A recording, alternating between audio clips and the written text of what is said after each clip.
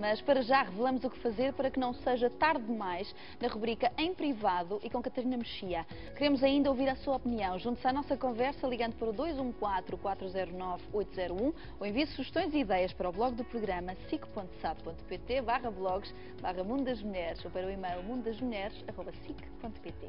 Olá, muito boa tarde, Catarina. Olá, boa tarde, Ana Rita. Estamos em privado, em semi-privado, digamos assim, para falarmos de questões também muito importantes, não é? Que diz das relações das pessoas para que não seja tarde demais. São duas coisas muito portuguesas também. É. Uma delas é o entre marido e mulher não metas a colher. Existe muito isso, não é? E a outra coisa é deixar tudo para a última da hora. Eu já falei algumas vezes aqui sobre estas questões da terapia de casal, mas achei que precisava de trazer de novo o tema, porque com alguma frequência eu me deparo com isto e ainda no outro dia falava sobre este tema com outros colegas, que é, com frequência, chegamos à nossa consulta as pessoas com as relações já muito desgastadas. Muitas vezes a situação que se nos depara é de um casal que aparece em consulta e em que um dos elementos diz ter vindo: ok, eu estou aqui porque a minha mulher ou o meu marido me diz que se eu não fizer isto, de facto nós vamos para um divórcio ou vamos para uma situação de separação. Vem esta situação como último recurso, que é sempre o problema, não é?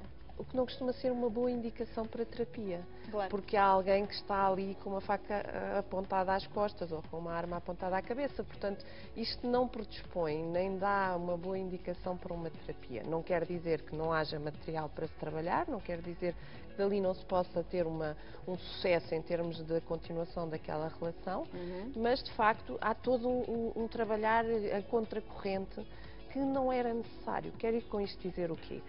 Qualquer casal, quando se junta, qualquer relação, quando se forma, não é necessariamente a relação perfeita. Todos nós temos situações que acabam por se revelar como difíceis, que precisam de ser trabalhadas, que precisam de ser construídas, e é por isso que uma relação acaba por ser interessante. E no fundo, o que acontece é que qualquer relação vai ter também momentos de crise. Claro. Nós sabemos, pela experiência, e nós também como técnicos sabemos que há momentos específicos para isso. O início de uma relação é um momento de tensão especial. O aparecimento dos filhos são momentos de tensão. O início da adolescência são momentos especiais que um casal enfrenta. E há outros, há momentos do chamado ciclo de vida do casal que põem desafios muito próprios e que geram tensão e geram rearranjos na forma de estar dos elementos do casal e rearranjos na relação. Já para não falar naquilo que são as questões individuais de cada um.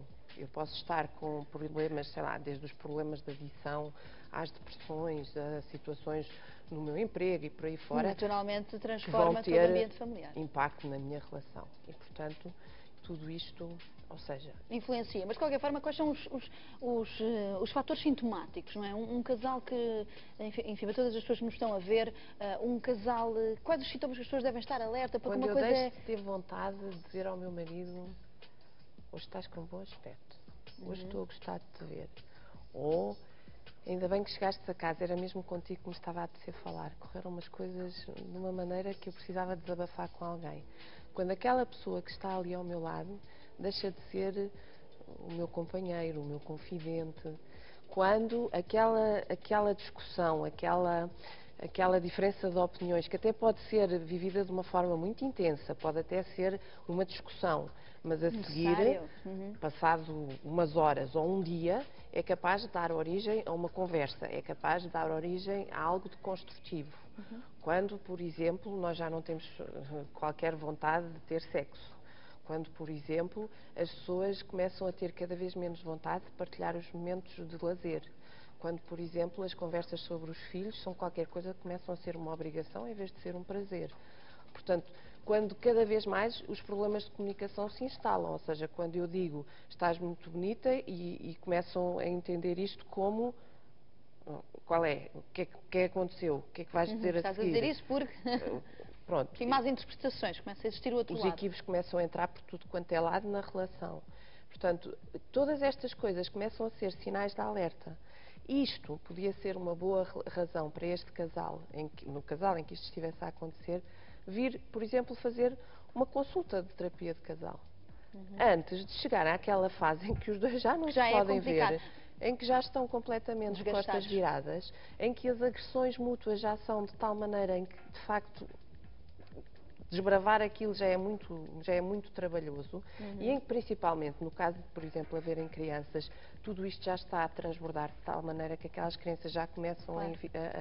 Viver a isso. indicar sinais de sofrimento, em que as crianças já começam a ter problemas na escola, começam a andar tristes, começam a andar... Afeta, claro. Pronto. E, portanto, fazer uma terapia de casal não significa estar anos e anos perdidos num consultório de um terapeuta.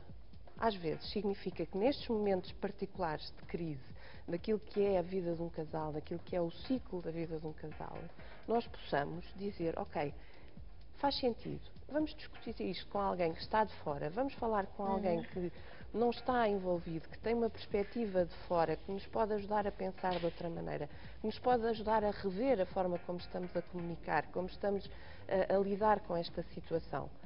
Encontramos resposta. Estamos a sentir que conseguimos lidar novamente com a situação. Adeus, até à próxima ou até nunca, e voltamos à nossa vida. Isso naturalmente, e peço desculpa, isso naturalmente, mas para quem realmente tem disponibilidade para ouvir a opinião de um especialista. Mas estarão os portugueses com essa disponibilidade? E volta àquela do entre marido e mulher, não metas a colher, não é? Essa é a frase tradicional, digamos assim, nem de propósito, mas que falamos também de fado, este estilo tão nosso, mas essa é a canção e música muito ouvida muitas vezes entre as relações. Portanto, os portugueses neste momento, enfim, que mais não seja as gerações, se calhar um pouco As gerações mais jovens, eu acho que informadas, estão, digamos assim, estão com outra disponibilidade para estão isso. com outra disponibilidade Dessa mental. orientação, não é? Estão cada vez mais com outra disponibilidade mental e, felizmente, também vão tendo outra disponibilidade em termos do acesso a estas consultas, que mais não seja através de projetos como este da Oficina de Psicologia, a que eu pertenço, e que lhes dá acesso a consultas deste género, sem terem que pagar as quantias exorbitantes que se pagavam antigamente, não é? Porque isso Claro. também é uma questão e é Com uma certeza, questão a questão séria, não é? financeira, claro. Pronto. Mas, de facto, eu acho que hoje em dia os casais jovens já vão entendendo a psicologia como uma ferramenta útil e não como uma ferramenta, sei lá, como provavelmente as pessoas têm agora 50 e muitos 60 anos, encaravam a psicanálise, que era algo que se fazia para a vida e que se ia fazendo. Pronto, Claro. tinha um papel útil na vida deles, mas que era qualquer coisa que havia de produzir efeitos alguns. Hoje em dia os jovens, felizmente, já vão tendo uma perspectiva diferente. Contudo, eu estou se calhar a falar um pouco para aquela camada que anda nos 40 e alguns, que Sim. é uma camada importante, porque são pessoas que ainda hoje estão a ter filhos. E, portanto, que precisam de perceber que a vida deles ainda está a começar enquanto famílias.